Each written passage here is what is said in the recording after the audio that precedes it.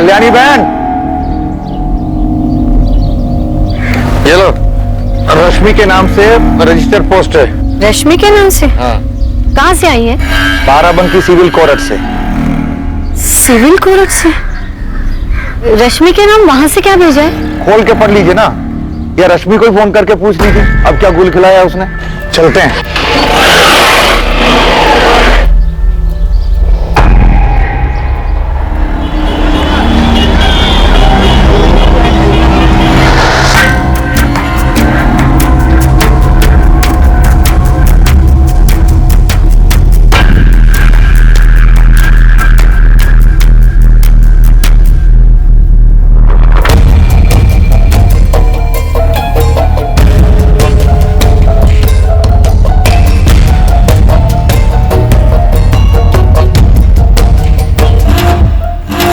माँ, इतने सारे सवाल पूछने के बजाय ये बताओ कि कोर्ट के नोटिस में लिखा क्या है? रश्मि, शायद तुम्हें कोर्ट में हाजिर होना है। हमें ठीक से समझ में नहीं आ रहा है इसमें क्या लिखा है। किसने भेजा है? अगर कोर्ट से नोटिस आया तो नाम तो लिखा ही होगा।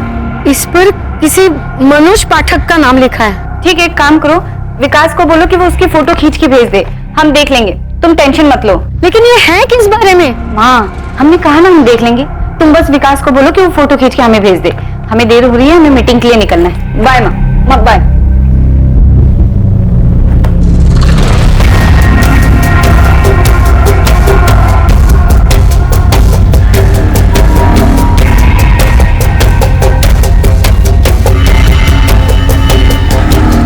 रश्मि आज पक्का एक और क्लाइंट लेके आएगी एजेंसी के लिए, देख। हाँ, उसकी स्कर्ट की लेंथ और छोटी हो गई है। विकास, ये नोटिस पढ़कर कुछ समझे? चाचा जी, हमको बस इतना समझ आया है कि दीदी ने किसी मनोज पाठक से 5 लाख रुपए लिए हैं। भाई साहब, लेकिन इस नोटिस में लिखा क्या है? कल्याणी, तुम हमेशा ऐसे ही ना समझ रहे ना, और विकास तुम भी। रश्मि ने ये पैसे क्यों लिए, कुछ समझ में आया? नहीं चाचा जी। अरे तुम्हारा घर रश्मि ने इस आदमी को बेच दिया है, यही बालापुर वाला घर जिसमें तुम लोग रह रहे हो। और तो और उसने टोकन के पैसे भी लिए हैं, और अब रश्मि ना तो उसको पैसे वापस कर रही है, ना ही घर के कागजात। इसलिए मनोज पाठक ने बाराबंकी सिविल कोर्ट के अंदर रश्मि के खिलाफ केस दाखिल किया है। रश्मि ने हमारा घर बेच दिया? हमें बिना बताए दीदी ऐसे कैसे कर सकती हैं? तुम्हें और तुम्हारी माँ को कुछ पता भी है कि रश्मि वहां लखनऊ में बैठकर क्या क्या करती है?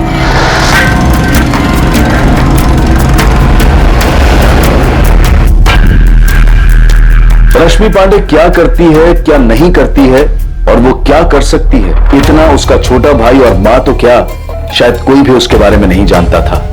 रूपम बता रहे, इस रश्मि को तो सिर्फ 2 ही चीजें आती है, छोटे छोटे कपड़े पहनना और मर्दों को लुभाना। That's it. पर हर कोई ये जरूर जानता था कि रश्मि हर चीज अपनी मर्जी से और अपने मतलब के लिए ही करती थी। ध्रुव, हम बता रहे, ये रश्मि बहुत ही चालू लड़की है। हमें तो लगता है ये काला जादू भी करती है। काला जादू? क्या बोल रही हो पायल? मतलब कुछ भी? और नहीं तो क्या, वो हमेशा हमसे हमारे क्लाइंट्स छीन लेती है। आखिर उसको पता कैसे चलता है हम कहाँ किस क्लाइंट को क्या ऑफर दे रहे? हाय कपिल, मैं कमिंग? रश्मि, कम इन। कैसी हो? I am good. What about you? बस अच्छा बैठो। प्लीज। हमें पता है कि जब वो क्लाइंट से मिलती है तो वो जानबूझकर अपने शर्ट का दूसरा बटन भी खुला रखती है। बहुत चालू चीज है ये रश्मि। बीरेन सर, हमें पूरा भरोसा है कि रश्मि अपने क्लाइंट्स के साथ फिजिकल भी होती है। और सर, उसने अपने केबिन में एक मेंढक भी रखा हुआ है। मेंढक? यस सर, एक डेकोरेटिव पीस।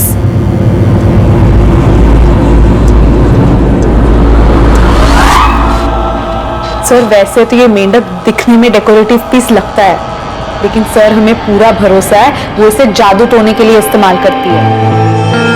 पायल, तुम्हें जलन हो रही है? जलन? रश्मि से? सर, आपको दिख नहीं रहा है, वो अपने बॉडी का इस्तेमाल कर रही है। पायल, वो अपने काम में माहिर है और अपने टारगेट्स पूरे करने के बाद भी बहुत ही मेहनत करती है और ज्यादा से ज्यादा क्लाइंट्स लाने की कोशिश करती है। वो एजेंसी के लिए अच्छी बात है ना?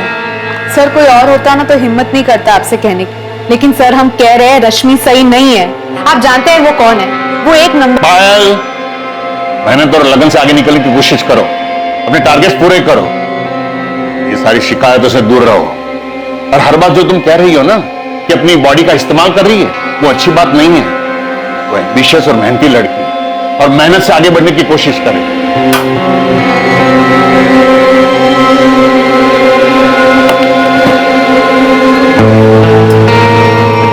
हमारी बात याद रखना, वो अजीब ही है, बता रहे हम। जब सबको पता चलेगा ना, तब समझ में आएगा।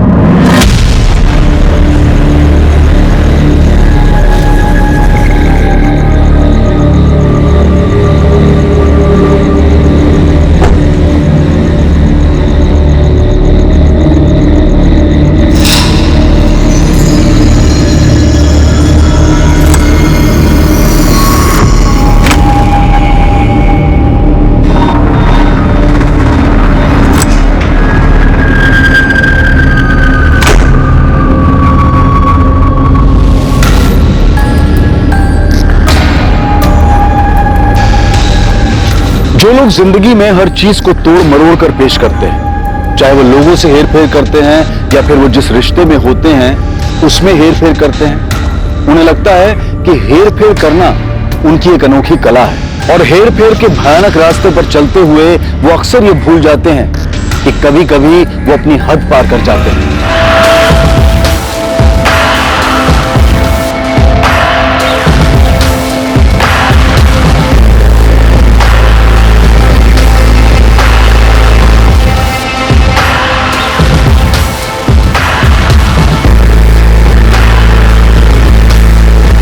यहाँ आसपास किसी गाड़ी के टायर के निशान भी नहीं है, इससे पता चलता है कि लाश को किसी गाड़ी से लाया गया। सर, ये बॉडी आज की नहीं लग रही है। इस बॉडी को इस बड़े पत्थर से बांध के, इस रस्सी से बांध के पानी में फेंक दिया जाता ताकि लाश नीचे दबी रहे पानी में, लेकिन ये ऊपर आ गई और किनारे लग गई।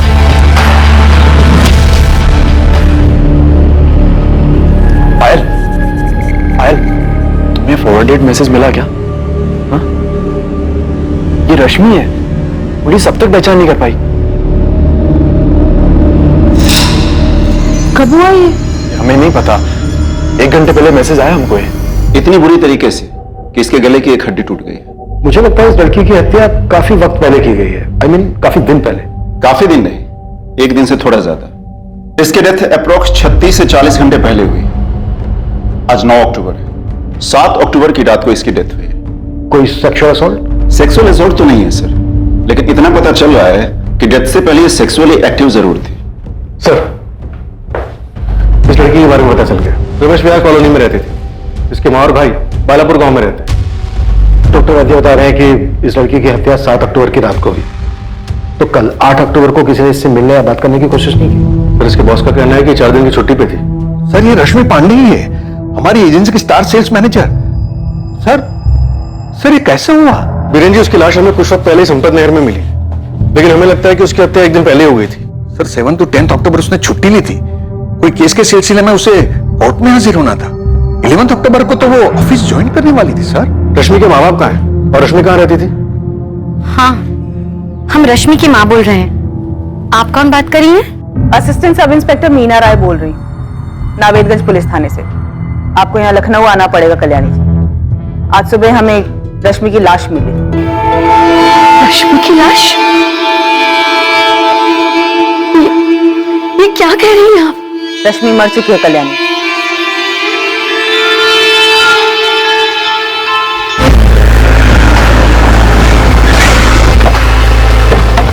मैम, ये रश्मि का घर है, वो यहीं रहती थी। हमने उसे एक बार ड्रॉप किया था। ये रश्मि की कार है मैम।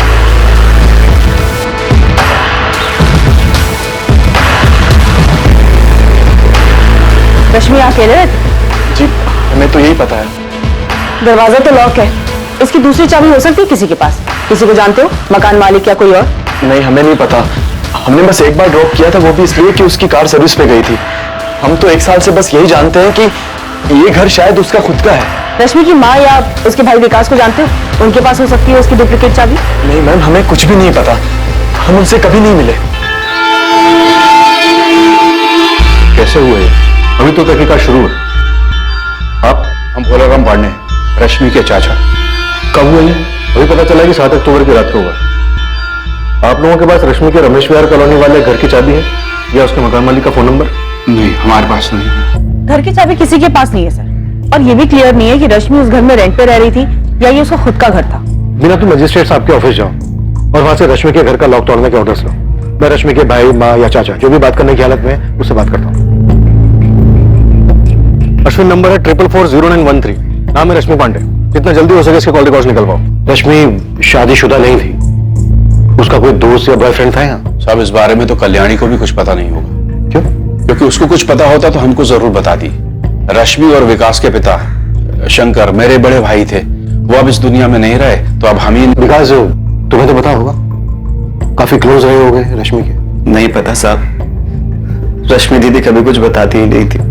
रश्मि यहाँ जिस कोठी में रह रही थी उस कोठी की कोई भी डिटेल्स नहीं है आप लोगों के पास? नहीं साहब। रश्मि की कोर्ट में पेशी थी किसी केस के लिए, किस केस के लिए थी ये तो पता होगा या ये भी नहीं पता? वो पता है साहब, किसी मनोज पाठक ने केस किया था रश्मि दीदी पे। किस लिए? सर उसके घर को लेकर कुछ केस था, कुछ मसला था, लेकिन डिटेल में नहीं बताया था रश्मि ने। ध्रुव और पायल, तुम दोनों रश्मि के कलीग्स हो ना? उसने कभी बॉयफ्रेंड का जिक्र नहीं किया? सर ऐसी कोई बात रश्मि ने तो कभी हमसे नहीं कही और ना कभी हमने उससे पूछा। और सर काफी टाइम से उसकी एक फ्रेंड थी सुप्रिया, एक बार रश्मि ने जिक्र किया था उसका। नंबर है उसका? नहीं सर, नंबर तो नहीं है उसका। जिक्र क्यों किया था? मतलब सर बात बात में जिक्र किया था, कौन सी बात पे किया था ये हमें याद नहीं है। ध्रुव उतना ही बोलो जितना बोलना चाहिए। अरे जो उन्होंने पूछा हमने बस वही तो बताया कि सुप्रिया उसकी फ्रेंड है, बस। आगे देखा नहीं कैसे पूछा था, क्यों जिक्र किया था उसने? ज्यादा मुंह मत खोलो अपना। रश्मि पांडे के बारे में कोई कुछ नहीं बोलने वाला था, क्योंकि रश्मि पांडे के बारे में लोगों को ज्यादा कुछ पता नहीं था, पर कई लोगों को बहुत कुछ पता था पर वो मुंह नहीं खोलना चाहते थे। रश्मि की जिंदगी के कई पहलू थे और वो एक ही वक्त पर अलग अलग कई जिंदगियां जी रही थी।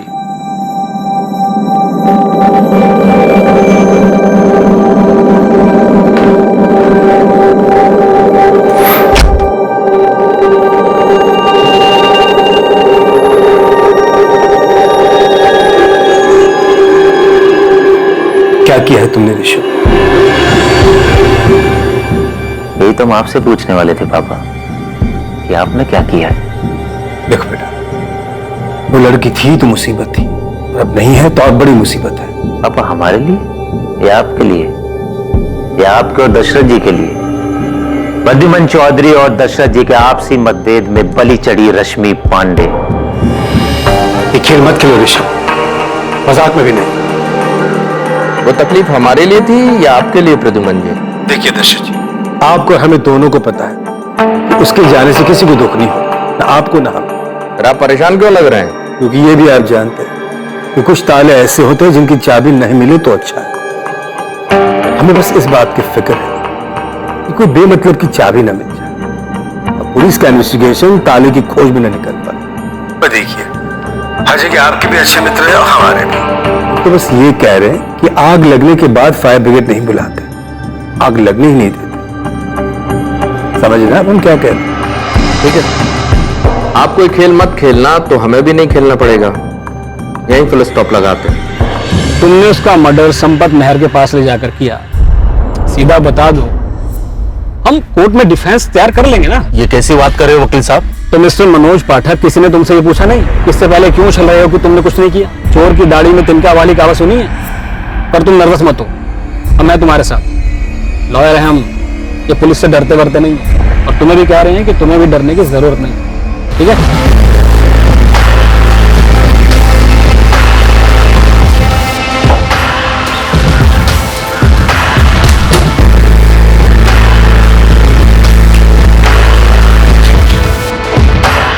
पूरा घर अच्छे से स्कैन करना, एक एक ड्रॉअर, मोबाइल हो या कुछ भी, ठीक से स्कैन करना।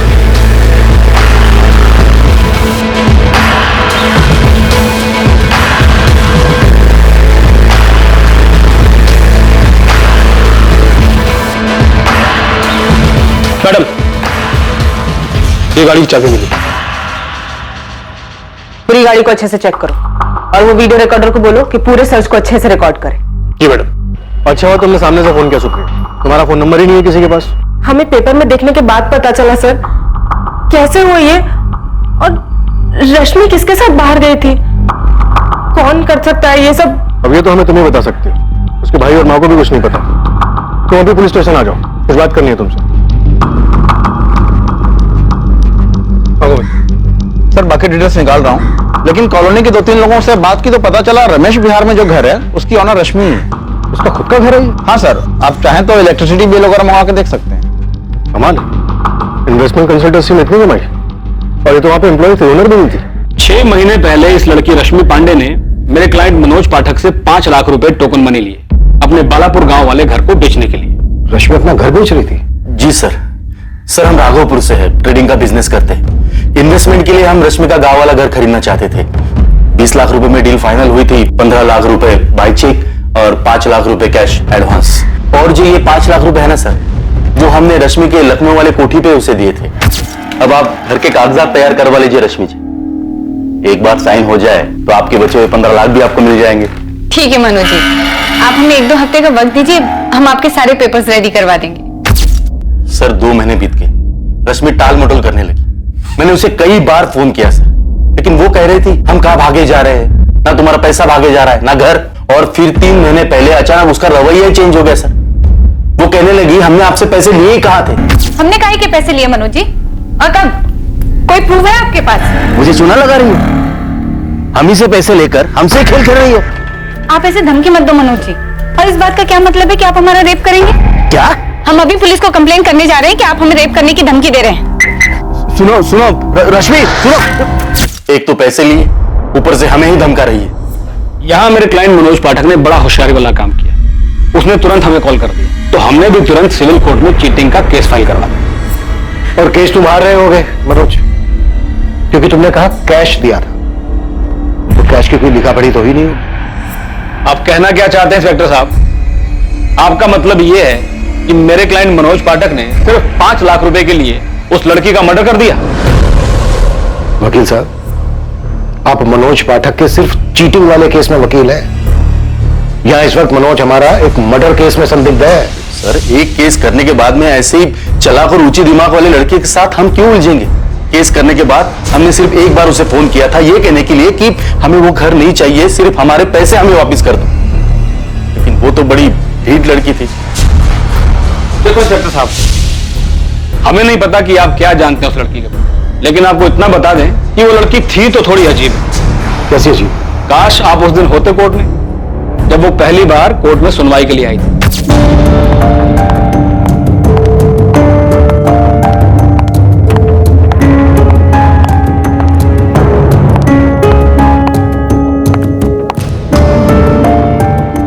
ये क्या है? क्या सर? मिस रश्मि पांडे, आप इस तरह के कपड़े पहनकर कोर्ट में नहीं आ सकती। इसे कंटेम्प्ट ऑफ कोर्ट लिया जा सकता है। आज की सुनवाई खारिज की जाती है। The court is adjourn. जज तक हैरान रह गए थे उसकी हरकत को देखकर। वकील साहब, यहाँ पर रश्मि का मर्डर हुआ है, रश्मि ने कोई हरकत नहीं की। इंस्पेक्टर साहब, आप थोड़ी और जानकारी हासिल कीजिए उस लड़की रश्मि पांडे के बारे में। आपको खुद ब खुद पता चल जाएगा कि वो किन किन हरकतों में व्यस्त थी।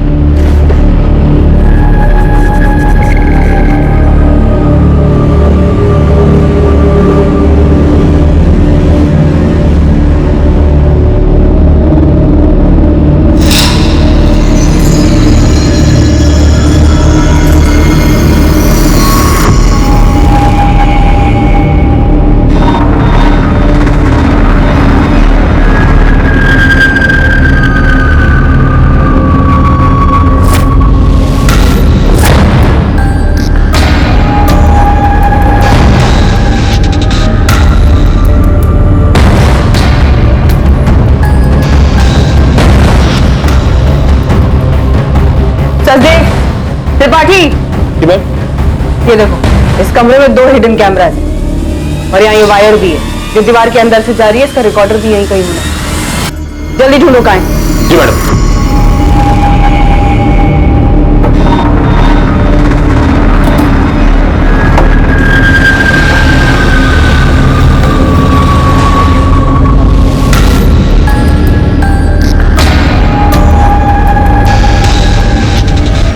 नहीं साहब, इस कल्याणी और उस बेवकूफ विकास को तो कुछ पता ही नहीं था कि रश्मि ने घर बेचने की कोई हरकत की है। वो तो घर पर जब नोटिस आया तब जाकर पता चला कि ऐसा कुछ हुआ है। रश्मि 7 अक्टूबर को दोपहर में कोरट से घर वापस आई थी। कल्याणी जी, ऐसा कैसे हुआ कि रश्मि ने घर बेचने की बात की और नहीं आपको कुछ बताया और नहीं विकास को? उसने घर बेचने की बात की थी। जब हम पूछे क्यों घर बेच रही है तो बोलती रही बस यहाँ लखनऊ आके रहो। हमारे लिए किराए का मकान देखने की बात की थी। ना, हमारे साथ नहीं माँ। हमने लखनऊ में दूसरी जगह घर देखा है, तुम और विकास वहीं रहोगे। लेकिन रश्मि, हम तुम्हारे साथ क्यों नहीं रहेंगे? तो तुम किच-किच करोगे हर चीज में। चाचा जी ने भूसा जो भर दिया तुम्हारे दिमाग में कि रश्मि तुम्हारे हाथ से निकल गई है। अरे चाचा जी हैं तुम्हारे, ऐसी बात नहीं करते। माँ हम निकल रहे हैं, हमें लेट हो रहा है। रश्मि, क्या कर रही हो बेटा? सुन तो, देख विकास भी ये गांव छोड़ के नहीं जाना चाहता है। वो गांव में रहे चाहे शहर में रहे, दोनों जगह कुछ खास उखड़ने वाला तो है, इसलिए हम कह रहे हैं चलो तो मतलब चलो। लेकिन ये घर बेचने का सोच कैसे सकती है तू? कैसे सोच सकती है मतलब? अरे माँ, इस घर से पैसे आएंगे वो हम ही नहीं रखने वाले ना, तुम्हारा विकास का हिस्सा दे देंगे। चलते हैं माँ। सुन तो रश्मि, और बस चली गई रश्मि। कल्याणी जी, आपको ये भी नहीं मालूम क्या लखनऊ में रश्मि जिस कोठी में रह रही थी वो कोठी उसी के नाम पर थी, वो खुद मालिक थी उसकी? नहीं मालूम, उसने कहा था वो किराए पर रहती है। सब इस कल्याणी का ही किया कराया है। इतनी छूट जो दे रखी थी अपनी बेटी को, उसको गांव से यहां आते वक्त ही मना कर देना चाहिए था। इसके पति मेरे बड़े भाई साहब शंकर पांडे गांव के स्कूल में मास्टर थे, सब इज्जत करते थे उनकी। उनके देहांत के बाद तो इस लड़की ने, कहने का मतलब है कि क्या क्या गुल खिलाए। क्या क्या गुल खिलाए? देखिए, मर्डर हुआ है रश्मि का, कुछ भी हमसे छिपाइएगा नहीं। सर, इस रश्मि पांडे ने सिर्फ मनोज पाठक को ही घर बेचने का झांसा देकर पैसे नहीं लिए थे, एक और भी है। मतलब रश्मि ने एक और आदमी को भी घर बेचा था? हाँ सर, टोकन भी लिया था। हमें रश्मि ने मनोज पाठक के बारे में कभी नहीं बताया सर। उसने तो हमसे कहा था कि उसका बालापुर वाला घर खरीदने के लिए अगर कोई हो तो हम उसे बताएं। और सर, इत्तेफाक से हम भरत गुलेचा को जानते थे जो बालापुर में घर खरीदना चाहता था। ओके रश्मि जी, वैसे रश्मि जी, घर के कागजात कब तक रेडी हो जाएंगे? हमें थोड़ा सा टाइम दीजिए। एक्चुअली हमारी माँ और भाई को उस घर से लखनऊ शिफ्ट करना होगा। जैसे ही घर खाली हो जाएगा आपके सारे पेपर्स रेडी कर देंगे। नहीं, कोई दिक्कत नहीं है, आप आराम से अपना समय लीजिए। ठीक है, थैंक यू सो मच, हम चलते हैं। चलिए। वेलकम भरत। भरत जी प्लीज चिल्लाइए मत, हम आपसे तमीज से बात कर रहे हैं तो आप आवाज नीचे रखिए वरना हम फोन काट देंगे। तुमने चीटिंग की है रश्मि हमारे साथ, और हमने तो ये भी सुना है कि किसी मनोज पाठक नाम के आदमी ने केस किया है तुम्हारे ऊपर। ये कोठी तुमने उसे भी बेची है। हम भूल गए थे आपको बताना, तो क्या ऐसी टोन में बात करेंगे आप? अगर रश्मि यहाँ वहाँ की बात ना करो तो अच्छा है। हमको हमारे पैसे वापस चाहिए, बस कह देते हैं अभी के अभी। और ये फ्रॉड ना हमारे साथ नहीं करना तुम, क्योंकि हम होने नहीं देंगे। देखिए भरत जी, अभी हम बिजी हैं, बाद में बात करते हैं। रश्मि क्या कर रही हो? ये भरत गुलेचा हमें फोन करके चिल्ला रहा है। अरे यार, हो गई ना गड़बड़ हमसे। ये साला मनोज भी हमारे सर पे बैठा है। क्या रश्मि, तुम ना बहुत गंदा गेम खेल रही हो। हम बोल रहे हैं तुमको कि बड़े लोगों को ठगना अलग बात है। भरत गुलेचा बहुत सीधा साधा आदमी है, अपनी मेहनत के पैसों से घर खरीदना चाहता है। अरे तो क्या भागीदार हैं क्या हम? है नहीं? दुनिया में ऐसे बहुत सारे लोग हैं जो बिना किसी पछतावे या बिना किसी एहसास के लोगों को धोखा देते हैं। लोगों को धोखा देकर उनसे लिए हुए पैसों पर ऐशो आराम की जिंदगी गुजारते हैं। किस मिट्टी के बने होते हैं ऐसे लोग? क्यों उन्हें अपने गुनाहों पर कोई पछतावा नहीं होता? उन्हें ये सब कुछ गलत क्यों नहीं लगता? हमें तब पता चला कि रश्मि किसी मनोज पाठक के लफड़े में फंस गई है जब भरत गुलेचा ने हमें गुस्से में कॉल किया। हमने आपको भरत के बारे में इसलिए बताया क्योंकि हमें लगा, क्योंकि तुम्हें लगता है भरत ने रश्मि को मारा। हमें बस लगा। सुप्रिया, बड़े लोगों को ठगना एक अलग बात है, इसका क्या मतलब है? किन बड़े लोगों को ठगा था रश्मि ने? नहीं सर, हमने तो बस ऐसे ही कह दिया था। हमें लगा कि शायद बड़े लोग तो पैसे भूल भी जाए, इसलिए। ये कोठी रश्मि की खुद की, इतने पैसे कहां से आए उसके पास? हम रश्मि को तब से जानते हैं जब वो ऑलरेडी उस कोठी में रहती थी। उसने वो कैसे खरीदी और कब खरीदी हम नहीं जानते। सुप्रिया, हमें रश्मि की लाश संपत नहर के पास मिली। पोस्टमार्टम रिपोर्ट कहती है कि हत्या से पहले रश्मि ने किसी के साथ शारीरिक संबंध बनाए। 7 अक्टूबर को रश्मि किसके साथ गई होगी? सर, ये तो हम नहीं जानते। रश्मि से हमारी आखिरी बार 5 तारीख को बात हुई थी। उसके बाद से ना ही मेरी रश्मि से बात हुई और ना ही हम मिले। रश्मि का कोई बॉयफ्रेंड था? नहीं सर, उसका कोई बॉयफ्रेंड नहीं है। सुप्रिया, रश्मि के घर कोई तो आया था। सर, ये तो हम नहीं जानते। और हम ये भी नहीं बता सकते कि कौन हो सकता है।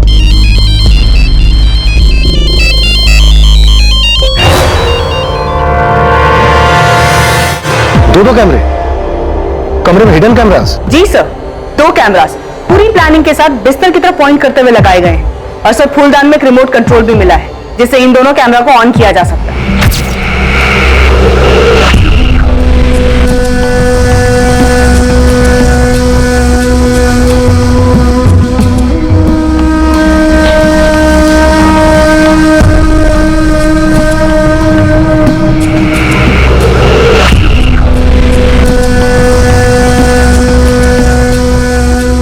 लेकिन सर कुछ वायर्स दिख रहे हैं, रिकॉर्डर निकाल लिया गया है। ऐसा लग रहा है ये वायर्स उसी रिकॉर्डर से कनेक्टेड थी। ये रश्मि कोई सीधी सादी लड़की तो थी नहीं, कुछ ना कुछ तो गड़बड़ कर रही थी। भरत और मनोज का किस्सा हमारे सामने, ऐसे और भी लोग होंगे जिनको इसने ठगा होगा। सारी चीजों पर और अच्छे से ध्यान दो मीना, कोई ना कोई सुराग जरूर मिलेगा। जी सर। मैडम, ये लीजिए, यहाँ कुछ है।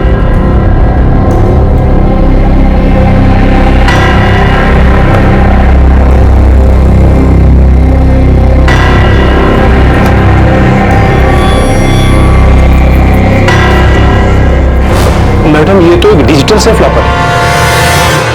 पासवर्ड? हाँ विकास, पासवर्ड। ये एक डिजिटल लॉकर है, इसका पासवर्ड होगा। रश्मि ने कभी तुम्हें इसके पासवर्ड के बारे में कुछ बताया? दीदी ने तो हमको कभी नहीं बताया। और मैडम जी, हमको पता भी नहीं है क्या चीज है। लॉकर? हाँ, फोटो के पीछे एक छोटा सा छुपा हुआ शेल्फ है जिसके अंदर एक डिजिटल लॉकर है। हम इस लॉकर के बारे में कुछ भी नहीं जानते मैम, तो हमें इसका पासवर्ड कैसे पता हो सकता है? अच्छा, और ये जो हिडन कैमरास लगे हुए हैं, इनके बारे में तो पता ही होगा तुम्हें। कसम से मैम, हमें इन सब चीजों के बारे में बिल्कुल भी नहीं पता है। तो प्रिया, तुम रश्मि को कब से जानती हो? 2 साल से मैम। रश्मि से हमारी मुलाकात आरके इन्वेस्टमेंट कंसल्टेंसी में हुई थी। वो वहां पहले जॉब करती थी, हमारा ऑफिस भी उसी कॉम्प्लेक्स में था, इसलिए हमारी मुलाकात हो गई।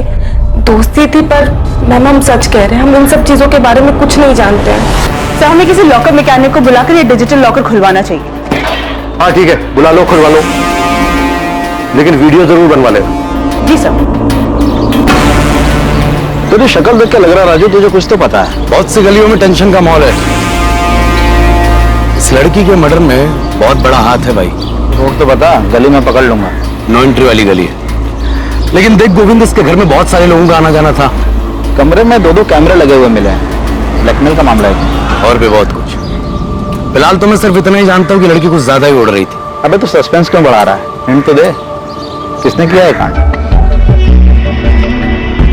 इब्राहिम, पिछले 2 दिनों से 7 अक्टूबर और 8 अक्टूबर की रातों के जितने भी रोड साइड सीसीटीवी फुटेजेस थे, हमने सारे के सारे चेक किए, लेकिन ये रश्मि पांडे ना किसी के साथ और ना किसी गाड़ी में जाती हुई दिखाई दी। इंस्पेक्टर महादेव, एक बार और चेक कीजिए संपत नगर के रास्ते के आसपास कहीं कोई संदिग्ध गाड़ी या फिर टैक्सी। अगर बॉडी को नहर में डंप करने के लिए गए थे तो इसका मतलब है कि कहीं से तो मार के लाया गया होगा। ठीक है, मैं चेक कर लेता हूँ। हम क्यों मारेंगे सर उसको? हमारे पैसे तो डूब ही गए थे। जीना हराम कर दिया था सर उसने। पैसे दे नहीं रही थी, ऊपर से फंसाने की धमकी अलग। क्या कहा तुमने भरत? तुम हमारा रेप करोगे? ओ मैडम, हम सिर्फ अपने पैसे की बात कर रहे हैं बस। तो इसलिए तुम हमारे साथ ऐसे घिनौनी हरकत करोगे? तुमने कहा तुम हमारा रेप करोगे। ओ मैडम, आप बात को कहीं से कहीं ले जा रहे हैं। हम अभी के अभी पुलिस स्टेशन जा रहे हैं तुम्हारी कंप्लेन करने। सही बता रहे हैं। उसके बाद तो हमने उसे फोन करना ही बंद कर दिया। कभी कभी सुप्रिया को फोन करके अपना धोखा जरूर होते थे हम कि हमारे पैसे अलग डूब गए और हमें धमकी दे रही है कि पुलिस में। सुप्रिया को पता है कि रश्मि आपको इस तरह की धमकी दे रही थी? हाँ सर, उसको तो बताया था हमने।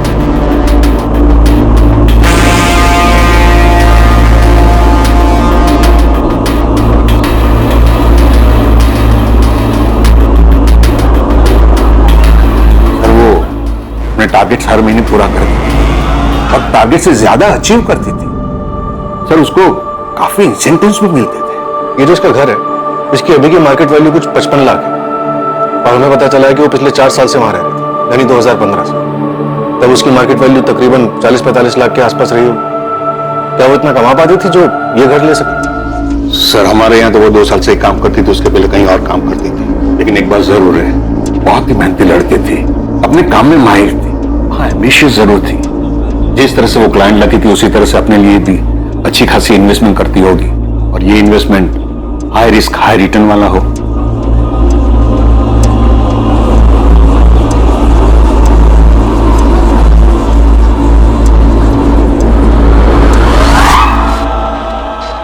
नहीं सर, उस घर में ऐसा कोई भी निशान नहीं मिला जिससे ये लगे कि वहाँ कुछ हुआ हो या फिर रश्मि को वहाँ मारा गया हो। वो लॉकर? सर लॉकर कंपनी 1 या 2 दिन में मैकेनिक को भेज रहे हैं। 2 लोग? मनोज और भरत दोनों को ठगा इसने। इसने और लोगों को भी ठगा होगा, बड़े लोग भी शामिल होंगे इसमें। तो मुझे सुप्रिया पे ज्यादा शक हो रहा है। काफी कुछ है जो ये नहीं बता रही। ये रश्मि कैसी लड़की थी? यहाँ लखनऊ में इतना बड़ा घर, गांव के घर को बेचने के आदमी लोगों को इस तरह पैसे लेकर ठग रही थी, और गांव में माँ और भाई को गांव के घर के बिक्री के बारे में कुछ पता ही नहीं था। सर मुझे लगता है कि इस रश्मि के बारे में और भी बहुत कुछ है। उस दीवार के पीछे वाले लॉकर में से शायद हमें बहुत कुछ मिले। कॉल रिकॉर्ड कब तक आ रहे हैं? आज शाम तक आ जाएंगे।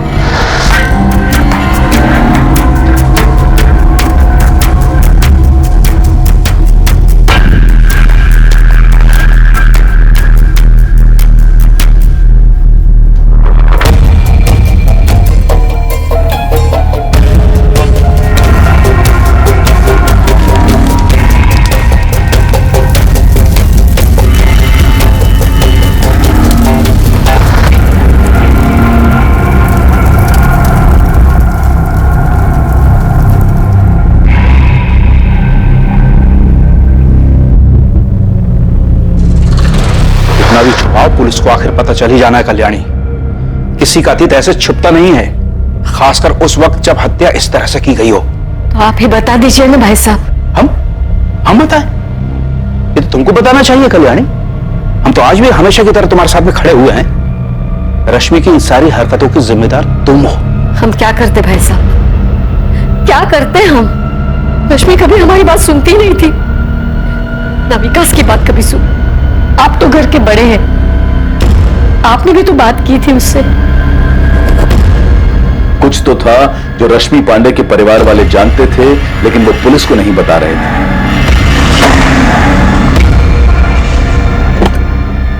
एक ऐसा अतीत जिसका असर वर्तमान पर पड़ने वाला था। रश्मि के घर पर मिलने वाले लॉकर से बहुत कुछ पता चलने वाला था।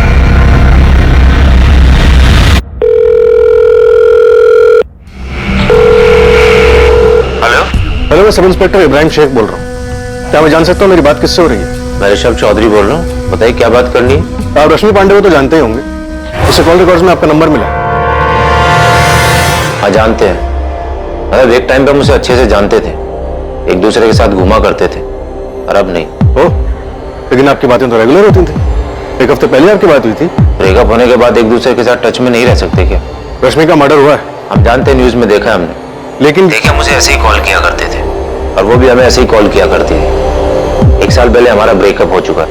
अगर आपका अगला सवाल ये है कि उसका मर्डर हुआ और हम कभी नजर नहीं आए, और ना ही आखिरी बार उसकी डेड बॉडी को देखने आए, तो इस बारे में हम सिर्फ इतना ही कह सकते हैं, जब हमें उसके मर्डर की खबर आई हमें दुख हुआ, लेकिन अब इससे ज्यादा हम कर भी क्या सकते हैं? सुप्रिया, पहली बात, ऋषभ बॉयफ्रेंड या एक्स बॉयफ्रेंड था रश्मि का जो उसके टच में था? दूसरी बात, रश्मि मनोज की तरह भरत को भी धमकियां दे रही थी। ऐसा कैसे हो सकता है कि तुम्हें इस बारे में कुछ पता ना हो? भरत ने साफ साफ बताया हमें कि उसने इस बारे में सब कुछ बताया था तुम्हें। हाँ सर, उसने बताया था, और सर हमें पता था कि रश्मि और ऋषभ का अफेयर चल रहा है, लेकिन सर दोनों का ब्रेकअप हो गया था। और सर भरत के बारे में तो हमने आपको खुद बताया था कि हमें उस पर शक है। सुप्रिया, और कौन सी ऐसी बातें हैं जो तुमने हमसे नहीं बताई? नहीं सर, और ऐसी कोई बात नहीं है।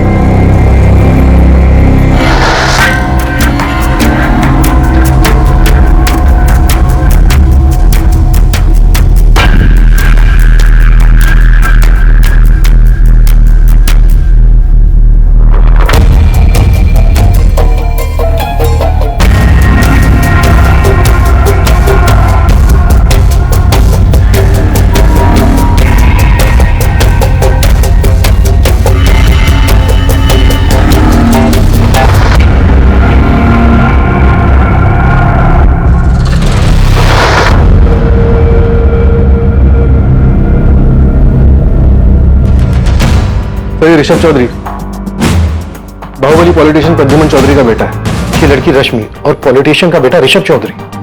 कहीं ऐसा तो नहीं है कि सुप्रिया ने जानबूझकर हमें ऋषभ के बारे में नहीं बताया? ऋषभ, हमारा यकीन करो, हमने पुलिस को तुम्हारे और रश्मि के बारे में कुछ नहीं बताया है। लेकिन ये तुम भी जानते हो कि अगर हम पुलिस को तुम्हारे बारे में नहीं भी बताते तो भी वो रश्मि के फोन से या उसकी कॉल रिकॉर्ड से तुम्हारे बारे में जान सकते हैं। क्या क्या बताया तुमने? भरत के अलावा और कुछ नहीं बताया। ठीक है, अपना ध्यान रखना। और सुप्रिया कसम से हमने रश्मि के साथ कुछ नहीं किया। तो रश्मि पांडे के फोन की आखिरी लोकेशन वीआईपी एनक्लेव है। VIP enclave? ये तो पॉश लोकेलिटी है। यहाँ पर तो काफी पॉलिटिशियंस के घर हैं और हमारा संदिग्ध एक पॉलिटिशियन का बेटा है जो रश्मि का एक्स बॉयफ्रेंड भी है। ये सुप्रिया पक्का कुछ छुपा रही है। सब लॉकर में काफी कुछ मिला है, काफी अजीब चीजें। सर ये मेंढक और सिक्के के डिजाइन को देख के लग रहा है कि कोई काला जादू का चक्कर है। सर ये मेंढक तो मैंने रश्मि के ऑफिस के केबिन में देखा था। जब मैं वहां रश्मि की चीजों के बारे में जानकारी लेने गया था तब मैंने देखा था। मुझे लगा कि ये कोई डेकोरेटिव पीस है, लेकिन एक जैसे दो, एक रश्मि के ऑफिस में, एक रश्मि के घर के लॉकर में। जरूर इसका कुछ मतलब है सर। ये रश्मि क्या थी, कर क्या रही थी? ये पेन ड्राइव चेक करते हैं, इनमें उसके रूम की रिकॉर्डिंग हो सकती है।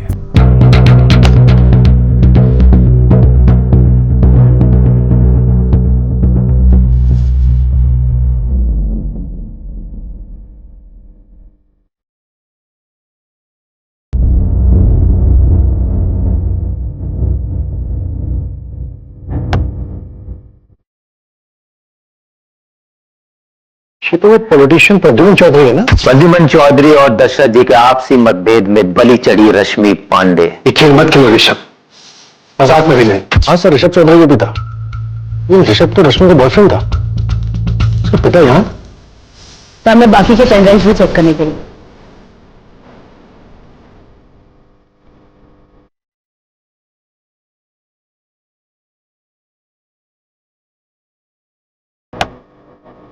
तो दूसरी पार्टी में पॉलिटिशियन दशरथ लाल है। आप कोई खेल मत खेलना तो हमें भी नहीं खेलना पड़ेगा। चल क्या रहा था? तो यहाँ पे 2 पेन ड्राइव्स और हैं। इस रश्मि के घर में बड़े लोगों का आना जाना था और वो सबकी रिकॉर्डिंग कर रही थी। तो इस केस में बहुत कुछ है। प्रद्युमन चौधरी और दशरथ लाल के अलावा और भी लोग थे जो रश्मि के साथ थे और रश्मि ने इन सब की भी वीडियो रिकॉर्डिंग बनाई थी। हालांकि इस वीडियो रिकॉर्डिंग में पुलिस सबकी पहचान नहीं कर पा रही थी, लेकिन पुलिस को यह पता चल रहा था कि ये बड़ी पहुंच वाले लोग थे। अब इस केस में रश्मि पांडे के बारे में और भी बहुत कुछ सामने आने वाला था। सर मैं पक्का तो नहीं कह सकता, लेकिन हमारी और एक एम्प्लॉई है, पायल त्यागी, जो रश्मि की कामयाबी से जलती थी, और वही एक है जिसने मुझे इसके बारे में बताया। मेंढक के बारे में? हाँ, मैंने भी रश्मि के केबिन में मेंढक देखा था। मुझे तो वो डेकोरेटिव पीस लगा था। हाँ, लेकिन पायल को लगता था कि वो मेंढक का कुछ काले जादू से लेना देना है। वीरेन जी, रश्मि किसी तरह का कोई काला जादू करती थी क्या? सर उसके बारे में मुझे कुछ नहीं पता। लोगों को अपनी मुट्ठी में रखने और उन्हें अपने इशारों पर नचाने की शक्ति, इसे वशीकरण कहते हैं, लोगों को अपने वश में करने की विद्या।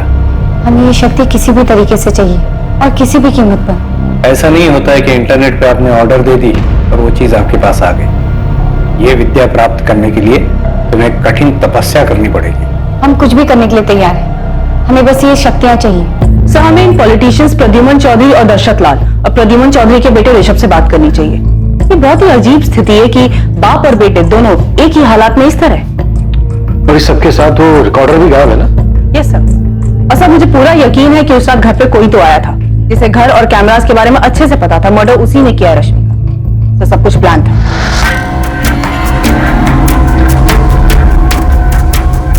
वो लड़की तुम्हारे लायक थी ही नहीं ऋषभ, तुम बेकार हम पे गुस्सा कर। पापा हमारे लायक थी या नहीं, अब बात उसकी नहीं है। पापा हमारे दिल में उसके लिए कुछ नहीं है। हमारे दिल में एक सच है और हमें ये नहीं पता कि उसका सामना कैसे करना है। 7 अक्टूबर की रात को कोई रश्मि के घर गया था पापा।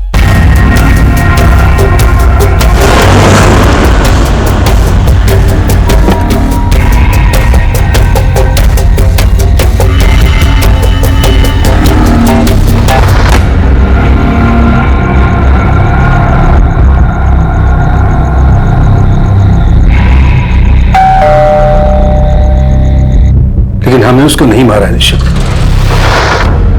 और हम जानते हैं कि रश्मि को तुमने ही मारा है। इंस्पेक्टर शुक्ला, मैं इस लड़की रश्मि पांडे के बारे में बहुत अच्छे से जानता हूं।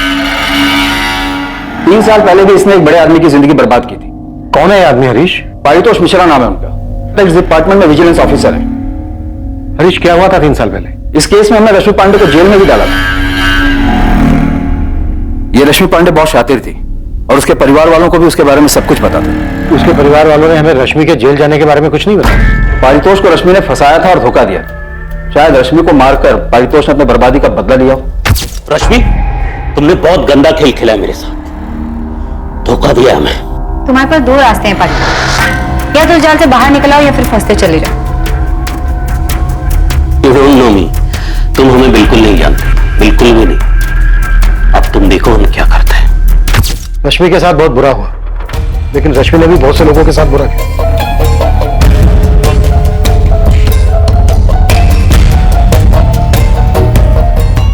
तो ये रश्मि भी इतनी सीधी नहीं थी, इन सब के साथ ऐसी रिकॉर्डिंग। और अब ये परितोष, जिसका 3 साल पहले का किस्सा निकल के सामने आ रहा है। सर, हमें इस परितोष की स्टोरी जाननी है। इस परितोष ने रश्मि को जेल भेजा और उसकी फैमिली ने हमें एक बार भी नहीं बताया। रश्मि की माँ और चाचा इससे बिल्कुल अनजान बन गए, लेकिन लगता नहीं है कि वो इतने अनजान है। सर, इन सब के साथ एक नाम और जोड़ना चाहिए। ये कौन सा नया एंगल निकला है? सर, रश्मि के ऑफिस से गोविंद खबरी खबर लाया। रश्मि का उसकी कलीग पायल त्यागी के साथ 36 का आंकड़ा था और ये आंकड़ा मर्डर करने तक पहुंच गया। पत्थर इतना भारी नहीं था जितना होना चाहिए था। मिसिंग ही रह जाती अगर बॉडी नहीं मिलती तो, है ना? देखो बेटा, रश्मि तो अब रही नहीं और तुमसे ये सब कुछ समझेगा भी नहीं और तुम्हारी मां को ज्यादा कुछ आता भी नहीं है। तो बेटा हम ऐसा करते हैं कि रश्मि का जो लखनऊ वाला घर है उसका अच्छा सौदा करवा देते हैं। उससे तुम्हें और तुम्हारी मां को काफी फायदा हो जाएगा और अच्छा पैसा भी मिल जाएगा, है बेटा? बेटा, रश्मि जिस तरह की जिंदगी जी रही थी उसके साथ तो ऐसा होना ही था। वो खुद अपने आप को इस अंजाम तक लेकर आई थी। बेटा तुम ज्यादा दुखी मत हो, बस अपनी मां को संभालो।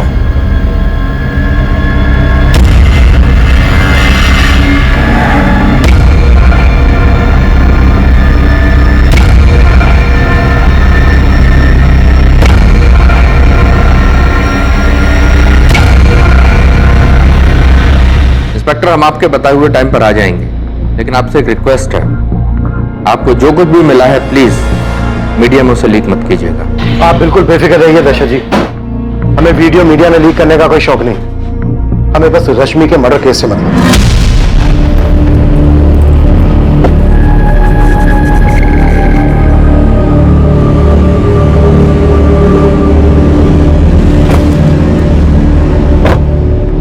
जो हम दोनों के हाथ नहीं लगा वो पुलिस के हाथ लग चुका है। प्रद्युमन जी, कुछ करके मामला रफा दफा नहीं कर सकते? रफा दफा करने की कोशिश तो करेंगे ही, और वैसे भी किसको फर्क पड़ता है उस रश्मि के मरने से।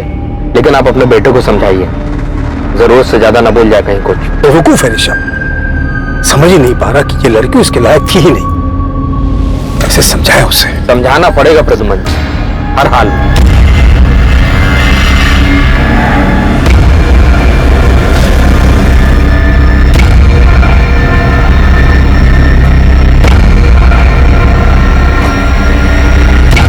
परितोष मिश्रा, आपने रश्मि पांडे मर्डर के बारे में तो सुन ही लिया होगा। 3 साल पहले का किस्सा खुद निकाला होगा आपने। अब आप हम तक पहुंचे हमसे ये पूछने के लिए कि क्या हमने रश्मि पांडे को मारा है या नहीं, राइट? तो बताइए, मारा है आपने रश्मि को? उसने खुद ही ने अपने मौत की दावत दी होगी। मौत के कुएं में खतरनाक खेल खेलने की फितरत थी उसकी। कैसे बताइए आप? ये हम कैसे बता सकते हैं? तो फिर तुम्हें कैसे पता चला कि रश्मि काला जादू करती थी? यूं ही हवा से खबर निकाला तुमने? दिखता था मैडम, वो कैसे क्लाइंट से डील करती थी, सब कुछ साफ साफ दिखता था। और क्लाइंट से इन्वेस्टमेंट हासिल करने के लिए क्या क्या तिगड़म लगाती थी। विकास, तुम्हारे चाचा कुछ न कुछ तिकड़म लगा के तुम्हें और तुम्हारी माँ को चूरा लगाएंगे। तुम अपने चाचा को जानते हो, वो इतने सीधे आदमी तो है नहीं जिसने तुम्हारी माँ या रश्मि दीदी के लिए कभी कुछ सोचा हो। तो हम क्या करें सोनू? तुम अपने चाचा को कह दो कि वो तुम लोगों की जिंदगी में दखल ना दे। तुम उनसे कह दो कि अब सब कुछ तुम ही संभाल लोगे। तुम पर हुक्म चलाने के लिए अब रश्मि दीदी तो है नहीं, तो अब तुम्हें हर चीज का उपाय खुद ही ढूंढना होगा। 29 वर्षीय रश्मि पांडे, जिसकी हत्या कर दी गई थी, एक बहुत ही साधारण परिवार की लड़की थी। वो इतने सारे लोगों के साथ इतनी सारी चीजों में कैसे उलझ गई थी? हर किसी के साथ उसकी एक अनसुलझी कहानी थी, हर किसी को उससे ईर्ष्या थी। कौन था इनमें से जो उसकी वजह से इतनी तकलीफ में था कि उसने गुस्से में आकर रश्मि पांडे को मारने का मन बना लिया।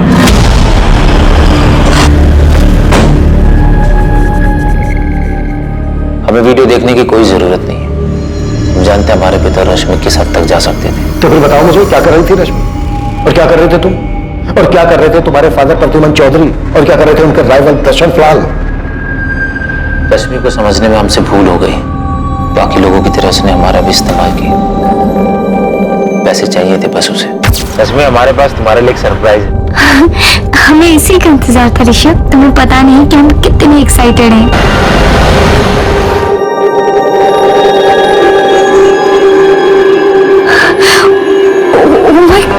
ऋषभ, ऋषभ ये तो डायमंड है। डायमंड ही है, सिर्फ तुम्हारे लिए। और इससे भी बड़ा सरप्राइज है मेरे पास। शादी करोगे मुझसे? पापा मम्मी, ये रश्मि पांडे है। नमस्ते। हम इनसे शादी करना चाहते हैं। तुम करती क्या हो रश्मि? हम एक इन्वेस्टमेंट कंसल्टेंसी एजेंसी में काम करते हैं सर, और हम वहाँ के सेल्स मैनेजर हैं। और सबसे ज्यादा सक्सेसफुल भी। और तुम्हारे माता पिता क्या करते हैं? तुम रश्मि से शादी करना चाहते थे, लेकिन ये बात हमें ना तो रश्मि की माँ ने बताई, ना ही उसके चाचा ने, और ना ही उसकी फ्रेंड सुप्रिया ने। कोई आपको क्यों बताता? रश्मि ने तो अपनी माँ को खुद बताया था कि उसने हमारा इस्तेमाल हमारे पिता तक पहुंचने के लिए किया है। लेकिन किस लिए पहुंचना चाहती थी वो तुम्हारे पिता तक? क्या लेना देना था उसका उनके साथ? वही जो पारितोष मिश्रा के साथ लेना देना था। खुशहाल परिवार था हमारा, बीवी थी, बच्ची, सब कुछ अच्छा चल रहा था। हमसे ही गलती हो गई। परितोष, आज के बाद जी और हमसे मिलने की कोशिश मत करना, तुम समझे? गीता प्लीज प्लीज प्लीज मेरी बात सुनो, ऐसे छोड़ के हमारी जिंदगी से दूर रहो परितोष। हमने डिवोर्स के लिए केस फाइल कर दिया है। अब तो बस एलिमोनी देने के लिए तैयार रहना। अब तुमसे हमारा कोई लेना देना नहीं है। अरे जिया बेटा, गीता गीता प्लीज हमारी बात सुनो। गीता सर, गीता, उस लड़की रश्मि के चक्कर में पड़ने का अंजाम हम आज तक भुगत रहे। क्या कुछ नहीं दिया हमने रश्मि को? जाहिर है आप दो जिंदगियां एक साथ जो जी रहे थे। बिल्कुल सही कहा सर आपने। हम दो जिंदगियां एक साथ जी रहे थे, लेकिन हमें नहीं पता था कि रश्मि के भी दो रूप थे। जब हम उसे पहली बार मिले थे, वो एक छोटी सी एजेंसी में एक इन्वेस्टमेंट कंसल्टेंट थी। उसके काम करने के जज्बे को देखकर हमने उन क्लाइंट्स को दिलवाने में उसकी मदद की जिनको हम अपने काम की वजह से जानते थे। हम उसके चुंगल में सिर्फ इसलिए नहीं फंसे क्योंकि हम उससे आकर्षित हुए, बल्कि उसने भी खुलकर अपने एहसास का इजहार किया।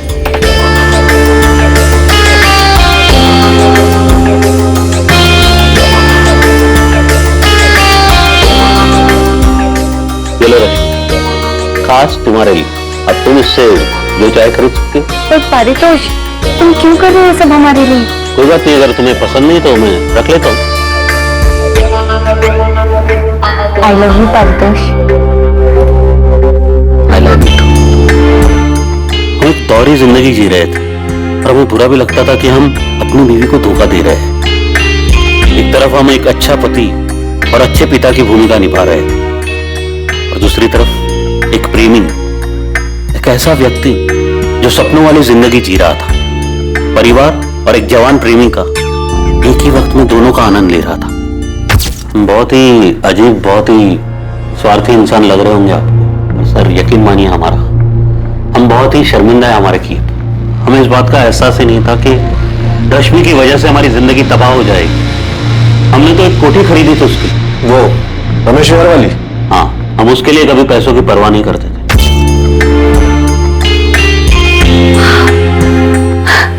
ये घर हमारे लिए? सब कुछ तुम्हारे लिए रश्मि, ये घर तुम्हारे नाम होगा। सारे डॉक्यूमेंट्स रेडी है, तो बस दस्तखत करने। Really? हम उसके प्यार में इस तरह बहक गए थे कि समझ ही नहीं पा रहे थे कि हम अपनी बीवी, अपनी बच्ची के साथ धोखा कर रहे थे। और उसी तरह रश्मि के दोहरे चेहरे को भी हम देख नहीं पाए, वो चेहरा जो ना कभी हमने पहले देखा था और ना ही जिसकी कभी कोई कल्पना कर सकता था। उसने आपको धोखा दिया? सिर्फ धोखा, बड़ा ही गंदा खेल खेला उसने हमारे साथ। रश्मि, हमने तुम्हें एक सिंपल सा सवाल पूछा है कि पूरा हफ्ता तुम कहां थे? हम तुम्हारी बीवी हैं, हमने तुमसे शादी की है। हम जानते तुम किसके साथ थी और कितने लोगों के साथ थी, हम उन सबको जानते हैं। और वो सब ये भी जानते हैं परितोष कि तुम ऑलरेडी मैरिड हो। और ये सब कुछ हमने तुम्हें इसलिए नहीं दिया कि तुम हमें धोखा दे सको। हम किसी की जागीर नहीं है परितोष, और ना ही हमने तुमसे शादी का वादा किया है।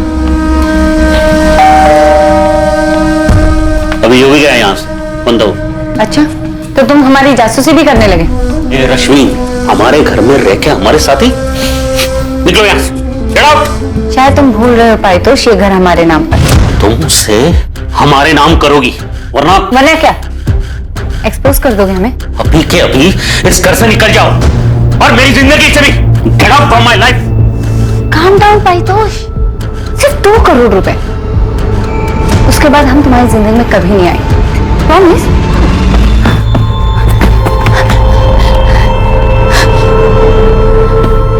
अब मारो, हम मारो पारितोष, मारो ना। ये क्या कर रही हो तुम? 2 करोड़ पारितोष। देखो देखो माँ हमने कैमरे सेट किया है। क्या? जी हाँ, इस बेड पे जो कुछ तुमने हमारे साथ किया वो सब रिकॉर्डेड है। रेप के केस में अंदर करवा देंगे हम तुम्हें। इस्तेमाल किया है तुमने हमारा पारितोष, शादी के नाम पे धोखा दिया है हमें। ये घर भी तुमने हमें बेवकूफ बनाने के लिए हमारे नाम पर किया है।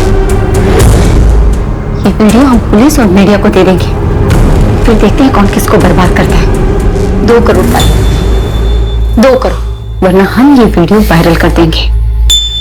तुम्हें पता भी नहीं पारितोष कि जो हम चाहते हैं उसे पाने के लिए क्या क्या कर सकते हैं। हाँ, रश्मि सब कुछ रिकॉर्ड करती थी, सब कुछ पहले से प्लान किया हुआ था उसने। बहुत ही शातिर लड़की थी। तो आप कौन से संत हो? नहीं सर, हम संत नहीं, बहुत बड़े चंट हैं। लेकिन इस बात की उसे खबर नहीं थी कि हम क्या क्या कर सकते थे। इससे पहले कि वो ब्लैकमेल करके 2 करोड़ मुझसे मांगती, मैंने उसकी सारी बातें अपने मोबाइल में रिकॉर्ड कर रखी। वो हमें मात दे इससे पहले हमने उसे मात दे। रश्मि, तुम हमें इस तरह ब्लैकमेल नहीं कर सकती। अगर तुम चाहते हो कि हम तुम्हें ब्लैकमेल ना करें तो पारितोष 2 करोड़ दे दो। तुम्हारे पास कल तक का टाइम है।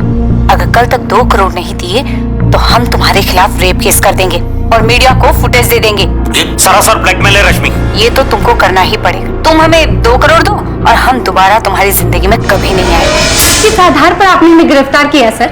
उस आदमी ने हमारा इस्तेमाल किया, शादी के नाम पर झूठा वादा करके फिजिकल रिलेशन बनाए, धोखा दिया हमें, और उस पारितोष के खिलाफ रेप केस दर्ज करने के बजाय आप हमें पूछताछ के लिए लेकर आए। तुम्हारे ब्लैकमेल के सारे कॉल रिकॉर्डिंग पारितोष के पास है।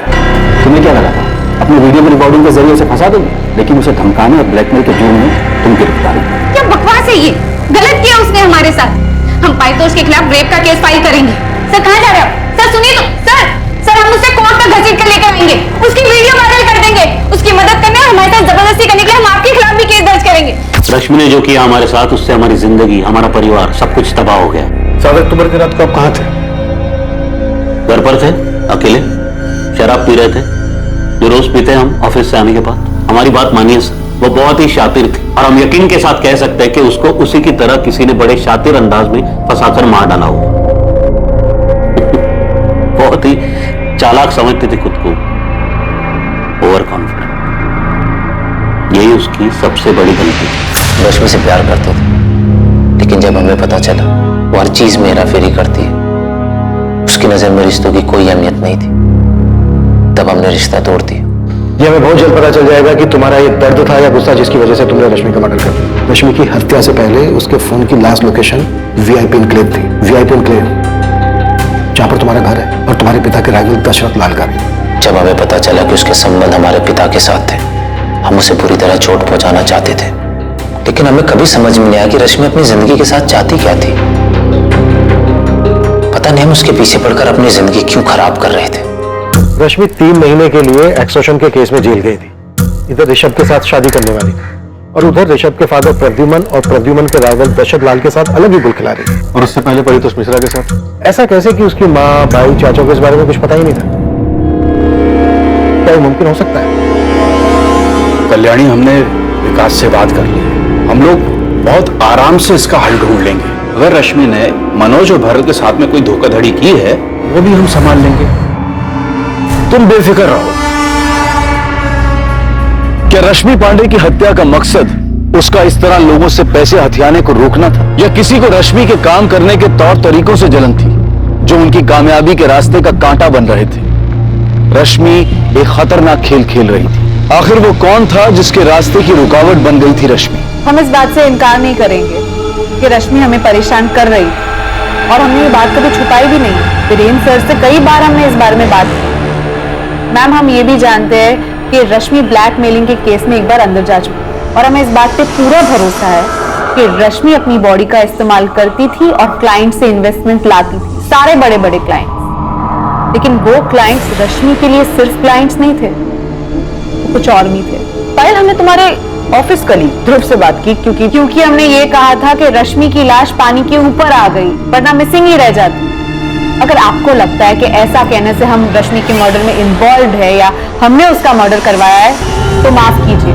हमने ये बात सिर्फ इसलिए की क्योंकि ये बात साफ है, जो भी रश्मि का हत्यारा था उसने बॉडी के साथ पत्थर इसलिए बांधा था क्योंकि वो नहीं चाहता था कि लाश पानी के ऊपर आ जाए। तो फिर रश्मि का मर्डर किसने किया पायल? मैम, हमने आपसे पहले भी कहा था, हम मानते हैं हम रश्मि को पसंद नहीं करते थे, चलते थे उससे, लेकिन इसका ये मतलब नहीं कि हम इस हद तक गिर जाए कि उसका मर्डर ही करवा दें। लेकिन रश्मि मर्डर करने के बारे में सोच सकती थी, उसकी ऐसी हरकतों की वजह से उसका मर्डर हुआ होगा। कर्मा मैम, कर्मा।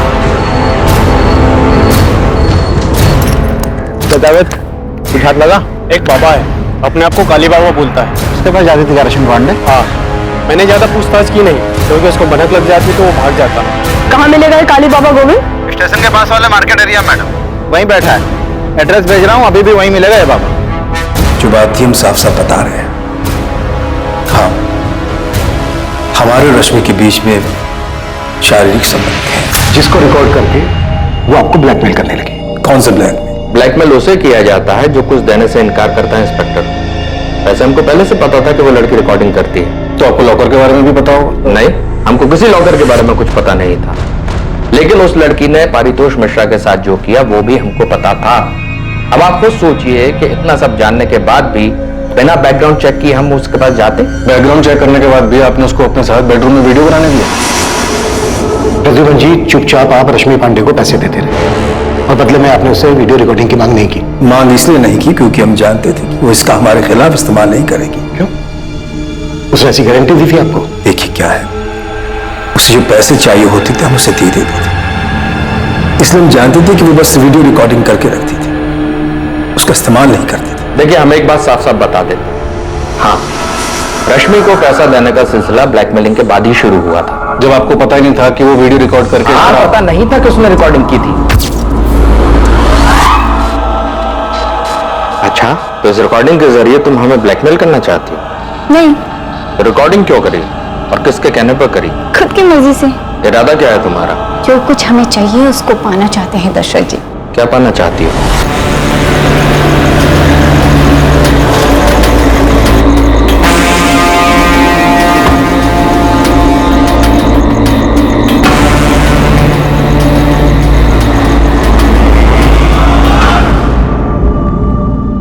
क्या प्रद्युमन ने इस लड़की के साथ मिलकर हमारे खिलाफ चाल चली है?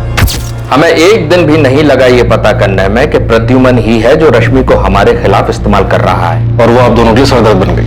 राइट? बेवकूफ है हमारा बेटा, उस लड़की के बारे में कुछ जाने बगैर उसने उसे डायमंड रिंग दे दी, पर हमें रश्मि के बारे में पता करने में जरा सा भी वक्त नहीं लगा। वो किस तरह की लड़की है, उसका पास क्या है, हम उसके पास सिर्फ इसलिए गए थे ताकि जान सके कि उसका इरादा क्या है। और उसने बस ऐसे ही आपकी वीडियो बना ली। तुम मेरे बेटे के पीछे क्यों पड़ी हो? जाहिर उसे शादी तो करना चाहती नहीं। तो और क्या हो सकता है सर? क्या ऋषभ को पता है कि तुम एक्सटॉर्शन के केस में कई महीने जेल में बिता चुके हो? अभी बात तुम ऋषभ को बताओगी या हमें बताना पड़ेगा? तो आप यही चाहते हैं ना कि हम आपके बेटे को छोड़ दें? स्मार्ट हो रश्मि, और जल्दी समझ गए। बिल्कुल सही कहा आपने। ऋषभ हमसे प्यार करता है, लेकिन हम ऋषभ से शादी करना चाहते हैं। यहाँ बिल्कुल गलत है।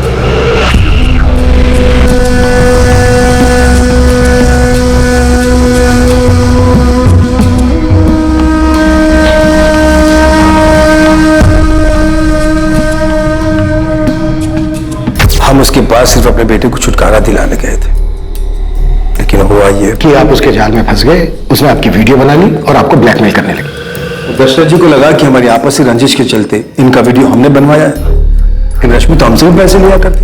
ऐसे वीडियोस बनाकर पैसे लेती थी, ये कहना बिल्कुल गलत है, क्योंकि पैसे तो हम उसको वैसे भी देते थे और अच्छे खासे देते थे। भाई देखिए, हम भी उसके पास सिर्फ आनंद के लिए ही जाते थे, और जो कुछ वो मांगती थी वो दे दिया करते थे। और जैसे उसने वादा किया था, उससे खुद ही हमारे बेटे के साथ ब्रेकअप भी कर लिया। वो आप दोनों के वीडियोस बस ऐसे बना रही थी। अब उसने क्यों बनाया, क्या करने वाली थी, मुझे तो उसने नहीं बताया। हमारे ख्याल से ये उसका बैकअप प्लान था। देखिए, उसे एक अच्छी जिंदगी जीने का शौक था। महंगी गाड़ी, महंगे कपड़े, बहुत सारे पैसे, ज्वेलरी, उसे अपना एक लाइफस्टाइल मेंटेन करना होता था। उसे लगा होगा कि अगर हमने पैसे देने बंद कर दिए तब क्या होगा, तब ये वीडियोस ब्लैकमेल करने के काम आएंगे। बिल्कुल यही बात है और एकदम साफ है। देखिए, वो खूबसूरत तो थी ही, लेकिन इसके अलावा एक खासियत और थी उसमें, वो अपनी ओर लोगों को आकर्षित करना बहुत अच्छे से जानती थी। आप लोगों के बयान में बहुत तालमेल नहीं है। ऐसा इसलिए लग रहा है कि आप लोगों को रश्मि के मर्डर का शक हम पर है, लेकिन हम दोनों के पास उसके मर्डर की कोई वजह ही नहीं है। ठीक है, थैंक यू। इंस्पेक्टर, एक और बात बता दूं आपको, इससे पहले कि आप खुद पता लगाए या गुस्से में आकर हमारा बेटा आपको ये पता है। 7 अक्टूबर को हम रश्मि के घर गए। कब? रात में। मकसद उसके पास रात ही में जाया करते। तुमने मनोज पाठक को धोखा क्यों दिया? बस ऐसे। क्या इरादा क्या है तुम्हारा रश्मि? क्या मिलता है? आपको क्या मिलता है यहाँ आकर? हम तो यहाँ मजे के लिए आते हैं, लेकिन तुम्हें कौन सा मजा मिलता है लोगों को इस तरह धोखा देकर? वो भी तब जबकि तुम्हें इतना कुछ मिल रहा है हमसे, दशरथ लाल से, भगवान जाने और कितने लोगों से। इतने पावरफुल होने के बाद भी पावरफुल बनने की चाहत से आपको क्या मिलता है? यही राजनीति है। यहाँ एक बार जो सत्ता का स्वाद चख लेता है, उसकी सत्ता की भूख और बढ़ जाती है। हम भी अपने आप को ऐसे ही पावरफुल समझते हैं। अब खुद को ही देखिए, आप कहते तो नहीं हम मजे के लिए आते, लेकिन यहाँ आना बंद नहीं कर सकते। तुम्हें क्या लगता है रश्मि, हम तुम्हारे वीडियो के डर से यहाँ आते हैं? अब ये तो नहीं पता, लेकिन आते तो हैं यहाँ। रश्मि, तुम बहुत स्मार्ट हो, तुम जैसे लोगों से मैं डर नहीं लगता। तुम हमारे लिए बहुत छोटी सी तितली, लेकिन तुमने मनोज पाठक जैसे लोगों को चीट करना बंद नहीं किया। तुम मेरी तरह मात खाओगे, इसे पढ़ना छोड़ दो। तुम अपने लिए गड्ढा खोद रही हो। और तकरीबन रात 8 बजे हम उसके घर से निकल गए। उस रात की रश्मि की सारी मूवमेंट की इंफॉर्मेशन है हमारे पास। रात को 8:30 बजे तक रश्मि अपने घर पर ही थी और 9:05 पर उसके फोन की लोकेशन थी VIP इनक्लेव,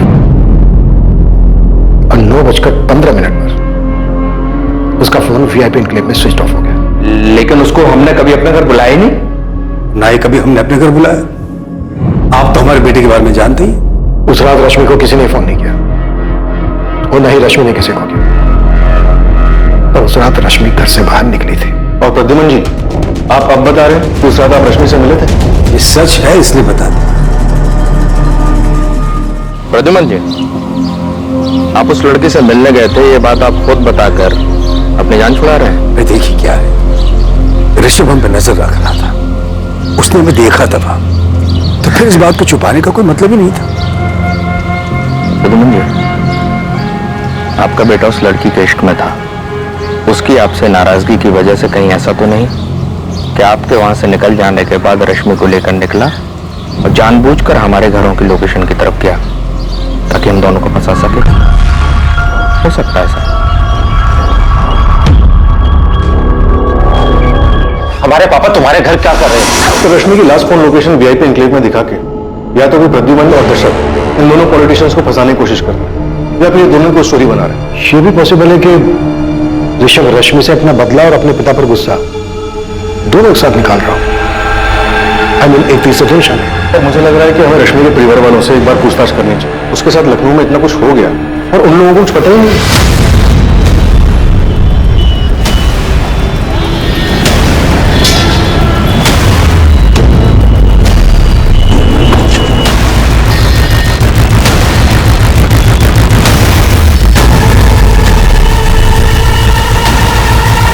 जी, हमें ही लोग काली बाबा के नाम से जानते हैं।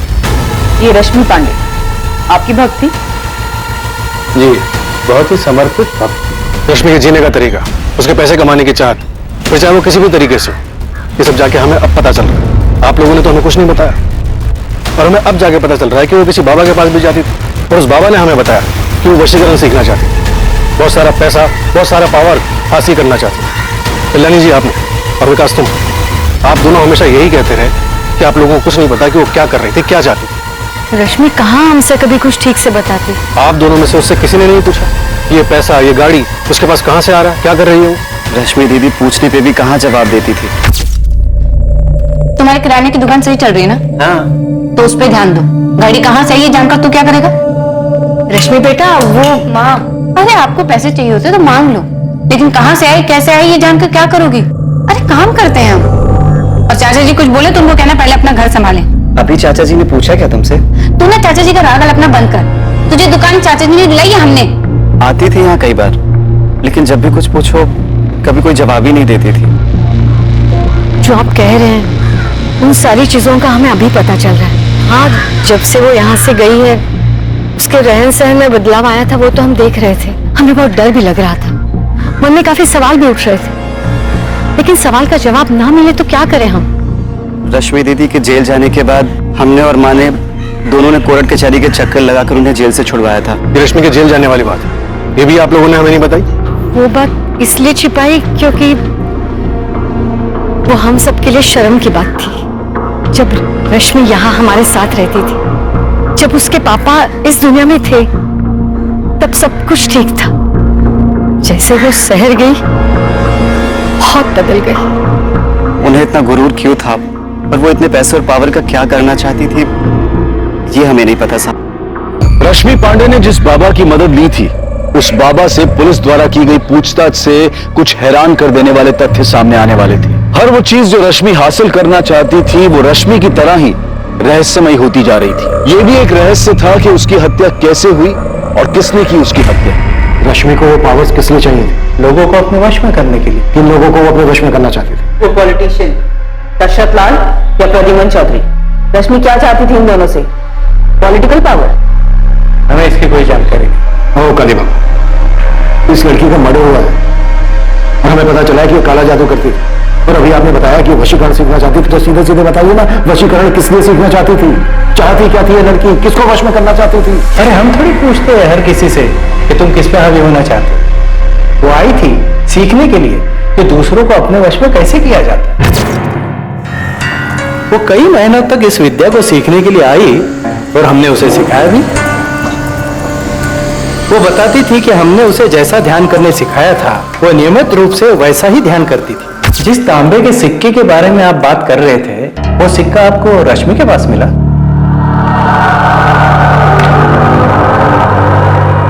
ये सिक्का? ये यही है, हमने दिया था उसे, और ये विद्या सिखाने की हमने गुरु दक्षिणा भी ली थी। कितने पैसे लिए थे? 3 लाख। तो लोगों को अपने वश में करने के लिए, वशीकरण के इस ढोंग को सीखने के लिए रश्मि ने आपको 3 लाख रुपए दिए। इसे ढोंग मत कहिए, आपकी नजर में ढोंग होगा पर शक्तियां होती है। अब आप खुद ही देख लीजिए, रश्मि के कत्ल की आप छानबीन कर रहे हैं लेकिन किसी नतीजे पर नहीं पहुंचे आप। आपको ऐसा नहीं लगता कि कोई व्यक्ति अपनी शक्तियों द्वारा आपको गोल गोल घुमा रहा है? ओ बाबा बस। अरे मेंढक, ये मेंढक भी नौटंकी का सामान था। आप गलत कह रहे हैं। बाबा मैं जितना पूछ रहा हूं ना सिर्फ उतना जवाब दो। ये मेरा नहीं है, ये चाइनीज माल है। चाइनीज बाबा? चाइनीज बाबा नहीं, चाइनीज माल। तो मेंढक आया कहां से उसके पास? हमें क्या पता, उसने हमसे ही थोड़ी संपर्क किया होगा, और भी बाबाओं से संपर्क किया होगा। उसे किसी भी परिस्थिति में वशीकरण सीखना था। पर सीखनी किस लिए थी? हमें नहीं पता साहब। हमने उसे वशीकरण की कुछ विद्या सिखाई थी। वो किस पे उसका प्रयोग करना चाहती थी, वो किसे अपने वश में करना चाहती थी, वो किस पे हावी होना चाहती थी, हमें नहीं पता। सुप्रिया, तुम रश्मि की इकलौती दोस्त थी जो हमेशा उसके साथ थी। अब ये तुम बिल्कुल मत कहना कि तुम्हें इस बात का नहीं पता कि रश्मि किसके साथ क्या गुल खिला रही थी जिसने उसका मर्डर कर दिया। 3 साल पहले का परितोष मिश्रा या रश्मि का एक्स बॉयफ्रेंड ऋषभ चौधरी, या ऋषभ चौधरी का फादर प्रद्युमन चौधरी या दशरथ लाल, या रश्मि की ऑफिस कलीग पायल त्यागी, किसने मर्डर किया है? किसने? इनमें से कौन है सुप्रिया जिसने मारा रश्मि को और उसके बाद उसकी लाश को संपत महल में ले जाकर फेंक दिया? हमें नहीं पता सर, रश्मि ने हमें कभी नहीं बताया कि वो किसके साथ जाती थी। ऋषभ के अलावा कोई और भी है जिसके साथ वो जा सकती थी? देखो सुप्रिया, तुम पहले दिन से हमसे कुछ ना कुछ छुपा रही हो। तुमने पहले भी हमें ऋषभ के बारे में नहीं बताया। किसका डर है तुम्हें? बोलो। क्या ऋषभ अपने फादर को फंसाने के लिए ऐसा कर सकता है? क्योंकि रश्मि के फोन की लास्ट लोकेशन वीआईपी एन्क्लेव है, वीआईपी एन्क्लेव क्या ऋषभ का घर है? सर ऋषभ रश्मि का मर्डर नहीं कर सकता, इतना तो मैं जानती हूँ। सर वो उससे बहुत प्यार करता था। हाँ वो रश्मि से दुखी था क्योंकि उसने उसे धोखा दिया था, लेकिन सर वो इस बात से भी दुखी था कि उसके पापा ने। सर ऋषभ रश्मि का मर्डर नहीं कर सकता। तो फिर किसने मारा है रश्मि को? सर, रश्मि के माँ, भाई और चाचा सबसे बात की, सबके बीच में लगता सांठगांठ हो रखी, सब एक ही राग अलाप रहे, किसी को रश्मि के बारे में कुछ नहीं पता। सुप्रिया, रश्मि अपने परिवार वालों का जिक्र करती थी तुमसे? हाँ सर कभी कभी जिक्र करती थी, जब वो बालापुर जाती थी अपनी माँ और भाई से मिलने। और अपने चाचा के बारे में? नहीं, चाचा के बारे में मैं कुछ नहीं जानती।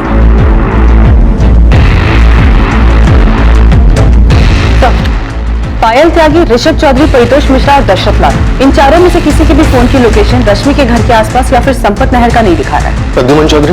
प्रद्युमन चौधरी के फोन की लोकेशन तो रश्मि के घर का ही दिखा रहा है, पर उसने तो खुद ही बोला था कि उस रात वो रश्मि के घर पे ही था। तो इस प्रद्युमन ने तो रश्मि को नहीं मारा और हमें घुमा रहा है। तो कैमरा रिकॉर्डर घर से गायब है, इसके पीछे प्रद्युमन चौधरी ही लग रहा है। पहले उसने रश्मि को मारा होगा, फिर गाड़ी में ले जाके संपत नहर में फेंक दिया होगा और किसी और से अपना फोन वापस घर भेज दियो। प्रद्युमन चौधरी का पर्सनल गार्ड है अफजल शेख, उसको उठा के पूछे। मारा उसी ने है जिसे पता था कि रश्मि के बेडरूम में कैमरा लगा है, और वो ये भी जानता था कि रश्मि ब्लैकमेल करने के लिए रिकॉर्डिंग करती है। तो पक्की बात है कि रश्मि का मर्डर उसके घर पर ही हुआ, वो भी उसके बेडरूम में, इसलिए उसने कैमरा रिकॉर्डर निकाल लिया क्योंकि उसमें मर्डर की घटना रिकॉर्ड हो गई। तो रश्मि का पहला शिकार परितोष मिश्रा, जिसने उसे घर खरीद के दिया था, उसे पता था कि बेडरूम में कैमरा लगा हुआ। देखो माँ हमने कैमरा सेट किया है। प्रद्युमन चौधरी और दशरथ लाल को भी पता था कि रश्मि के बेडरूम में कैमरास लगे हुए, और उन्हें यह भी पता था कि रश्मि उनकी रिकॉर्डिंग रखती थी। और सर रश्मि का एक्स बॉयफ्रेंड ऋषभ, उसे भी पता था कि रश्मि उसके पिता के साथ क्या कर रही थी। इससे यह पता चल रहा है कि अगर इनमें से किसी ने किया होता तो वो डीवीआर के साथ साथ कैमरास भी निकाल के ले जाते। वो हमारे लिए कोई ऐसा सुराग, डिवाइस या लॉकर नहीं छोड़ता जिसमें हमें पेन ड्राइव जैसा सबूत मिलता, क्योंकि ये सब जानते थे कि रश्मि रिकॉर्डिंग करती थी और इस रिकॉर्डिंग की वजह से वो इन लोगों को ब्लैकमेल भी कर रही थी। तो वो रश्मि की ऑफिस कलीग पायल त्यागी, पायल रश्मि से नफरत करती थी, तो फिर रश्मि पायल को अपने घर के अंदर क्यों आने देगी? और सर रश्मि को मार के सुप्रिया को क्या मिलेगा? बिल्कुल ठीक, तो रश्मि के बनने से किसको फायदा होगा? ये कोई ना कोई रश्मि के परिवार वाला ही है, और अब तक हम दूर के लोगों के बारे में सोच रहे हैं। केस की जिस तरफ पड़ताल कर रही टीम का ध्यान नहीं गया था, अब वहीं से एक बहुत अहम सुराग मिला था, और इस जानकारी से रश्मि पांडे की हत्या के राज का पर्दाफाश हो गया था। हाँ गोविंद, बालापुर से कोई खबर? तब डायरेक्ट नहीं पूछा, लेकिन रश्मि के भाई विकास का किराना स्टोर है, इसमें उसका पार्टनर है सोनू कश्यप, उससे बात किया मैंने। दोनों ने हमें बहुत जरूरी खबर दी है जो विकास ने हमें कभी नहीं बताया। क्या इन्फॉर्मेशन है? भोलाराम पांडे, विकास और रश्मि का चाचा, वो दोषी हो सकता है।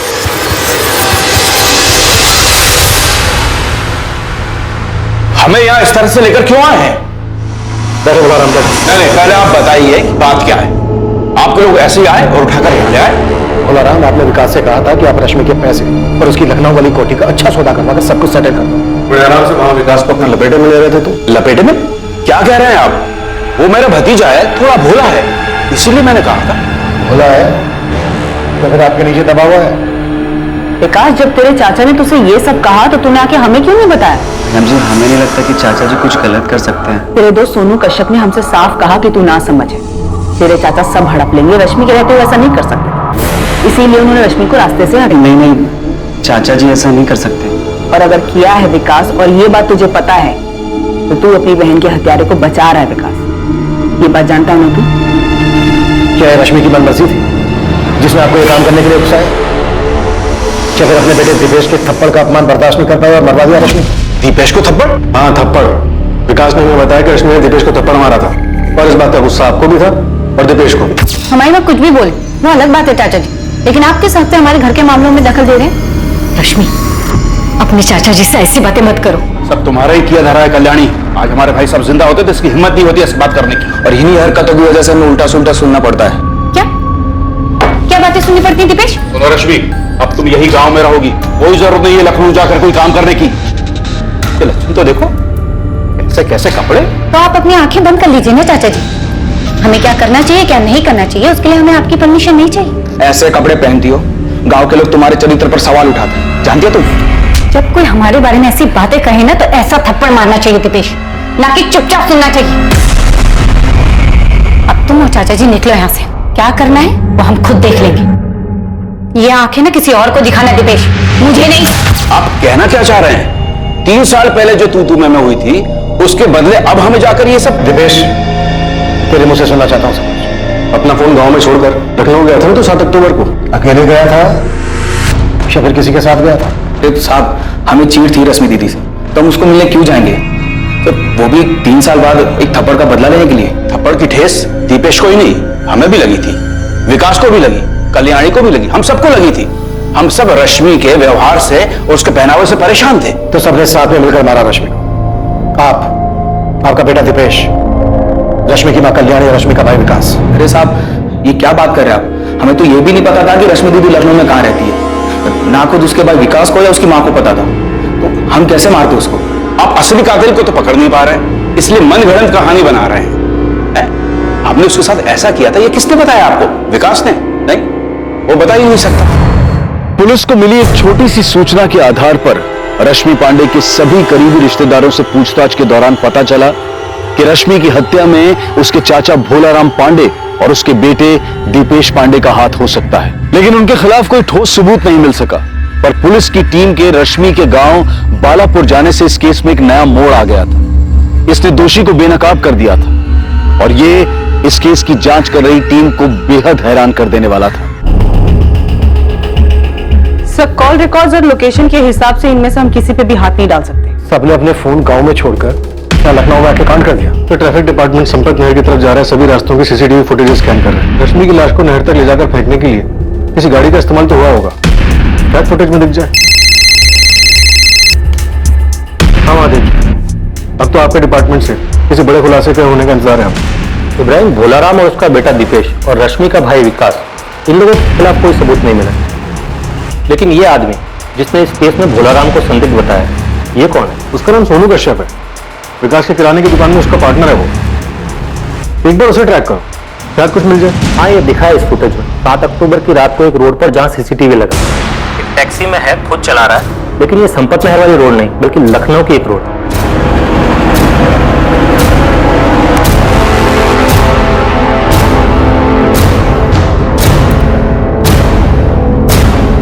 ये तो सोनू ही है और उसने हमें बताया था कि भोलाराम ही दोषी है।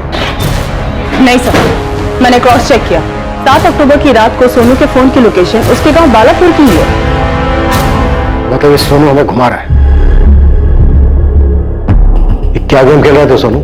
लखनऊ में 7 अक्टूबर को तो दिखा है तू, और तू सब कुछ भोलाराम पांडे और उसके बेटे दीपेश पर डाल रहा है। एक बेटा जब पड़ेगी ना तो बर्दाश्त नहीं कर पाएगा। तो तेरी शक्ल बता रही है कि एक थप्पड़ काफी होगा तेरे लिए।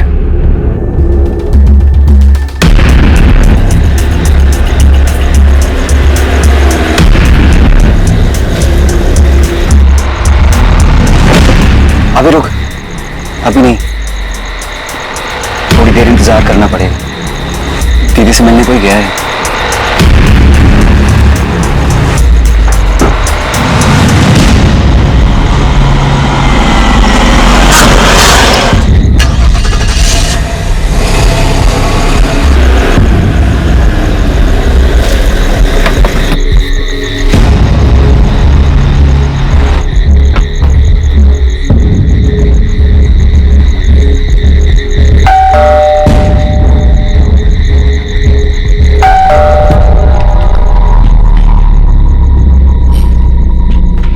विकास, तू यहाँ?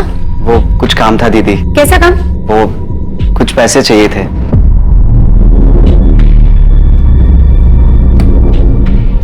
इसको क्यों लेके आए यहाँ? दीदी, हम इसके साथ ही आए हैं, इसकी गाड़ी में। एक बात बता, आज जब दोपहर में हम बालापुर आए थे तो माँ ने तो ऐसा कुछ नहीं कहा कि उन्हें पैसे चाहिए। दीदी, वो हमको चाहिए दुकान के लिए। तुमसे अगर दुकान संभाली नहीं जाती तो उसको बंद करके घर में बैठ जाना, कदे नुकसान कम ही होगा। सुन, 5,000 नहीं दे सकती। ये ले, 2,000 रख ले। इतना ही बहुत है। तू जो चाहे वो करेगी, बिना बताए घर बेचेगी, दूसरों को ठग के पैसे लूटेगी, और हमें 5,000 रुपए चाहिए तो सिर्फ 2,000 रुपए देगी। पैसे रखने तो रख, वरना निकल यहाँ से। वैसे तेरी औकात इतने की भी नहीं, फिर भी दे रहे हैं ना। चल निकलते हैं ऐसे। तू वो कैमरा रिकॉर्डर निकाल ले, जल्दी देख यही कहीं होगा। वो लोगों को ब्लैकमेल करके ठगने के लिए लगा के रखते हैं।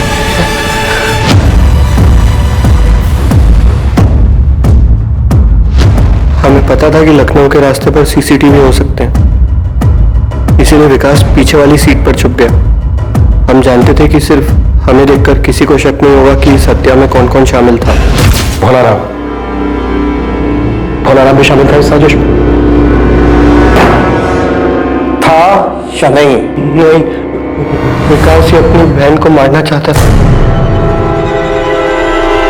रश्मि पांडे के छोटे भाई विकास पांडे का नाम इस हत्याकांड में सामने आया था, लेकिन और भी चौंका देने वाली सच्चाई सामने आने वाली थी। हाँ, हमें पता था कि विकास ने ही रश्मि की हत्या की थी। उसने हमें उसी रात बता दिया था जिस रात रश्मि की हत्या करने के बाद उसकी लाश को नहर में फेंक के आया था।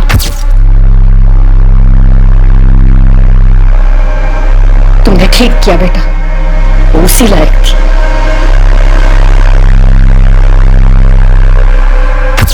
हमारे बेटे ने जिसकी हत्या की वो रश्मि अब वो थी ही नहीं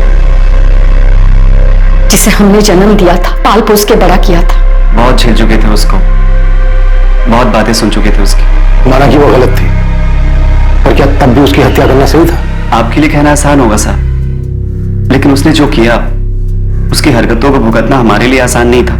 चाचा जी और मुझे गाँव वालों के ताने सुनने पड़ते थे कि तुम्हारी दीदी ऐसी है, उसने ये किया। पर क्या कभी उसने तुम्हें कोई नुकसान पहुंचाया था? हाँ, नुकसान किया। वैसे उसको हमारी कुछ नहीं पड़ी थी, लेकिन जब खुद को जरूरत पड़ती थी तो हमें याद आते थे। और जब भी वो घर आती सबके साथ बहुत बुरा व्यवहार करती थी। चाचा जी, मैं, दीपेश, सबको बहुत खरी खोटी सुनाती थी। खुद तो सारे गलत काम करती थी, लेकिन हमें नाकारा, ढक्कन ये सब बुलाती थी। बोलती थी हम किसी काम के नहीं है, जो मुंह में आता था वो सब कुछ हमें बोल देती थी। सारी हदें पार कर चुकी थी और हमने उसे उसके किए की ही सजा दी। तुम कौन होते हो किसी को सजा देने वाले? तुम सिर्फ एक हत्यारे हो जिसने रश्मि की हत्या की है, और तुम्हारे साथ वो तुम्हारा पार्टनर सोनू और तुम्हारी माँ भी हत्यारे ही हैं। हाँ, हम हैं गुनहगार। रश्मि की हरकतों की सजा हम हर दिन भुगत रहे थे। कम से कम उसकी मनमानियों से छुटकारा तो मिल गया, और हमें जिस चीज से आजादी चाहिए थी वो हमें मिल गई। रश्मि पांडे का भाई विकास पांडे, उसके पार्टनर सोनू कश्यप और रश्मि की मां कल्याणी पांडे को इस हत्या के लिए हिरासत में ले लिया गया। इस पूरी कहानी में किसके साथ धोखा हुआ? कोई इंसान कुछ भी पाने के लिए लोगों को धोखा दे सकता है। अपने स्वार्थ और कुछ भी पाने की जिद में वो अपने किसी भी गलत कदम को सही ठहरा सकता है, लेकिन ऐसा करके कोई इंसान कहां तक पहुंच सकता है? रश्मि की हत्या को उसके बुरे कर्मों की सजा बताकर इस अपराध को उचित नहीं ठहराया जा सकता। यह अपराध ही है। झूठ और फरेब इंसान को एक बहुत ही खतरनाक रास्ते पर ले जाता है, जहां वो सिर्फ अपने बारे में सोचता है और दूसरों के साथ वो कितना गलत करता है इस बात का उसे कोई फर्क नहीं पड़ता। लालच और स्वार्थ इंसान के देखने और समझने की क्षमता को खत्म कर देते हैं, जिसकी वजह से वो सही और गलत में फर्क नहीं कर पाता, और ये उसके लिए घातक साबित होता है। अब मैं अनूप सोनी आपसे विदा लेता हूं। अगले एपिसोड में रात 10:30 बजे आपसे फिर मुलाकात होगी एक और नए केस के साथ। और याद रखें, क्राइम और आपके बीच में सिर्फ इतना फर्क है कि आप कितने सतर्क हैं। सतर्क रहें, सुरक्षित रहें। जय हिंद। इस तरह के और भी एपिसोड देखने के लिए हमारे चैनल को सब्सक्राइब करें और बेल आइकन दबाना ना भूलें।